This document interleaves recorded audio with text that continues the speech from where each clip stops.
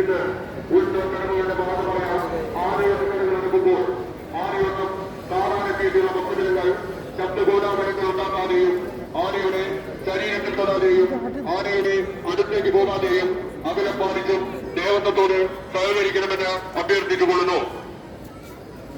ക്ഷേത്രത്തിൽ ഇന്ന് ഉത്സവച്ചടങ്ങുകളുടെ ഭാഗമായി ആനയോട്ടച്ചടങ്ങ് നടക്കുമ്പോൾ ആനയോട്ടം കാണാനെത്തിയിട്ടുള്ള ഭക്തജനങ്ങൾ ശബ്ദഗോലാഹലങ്ങൾ ഉണ്ടാക്കാതെയും ആനയുടെ ശരീരത്തിൽ തൊടാതെയും ആനയുടെ അടുത്തേക്ക് പോകാതെയും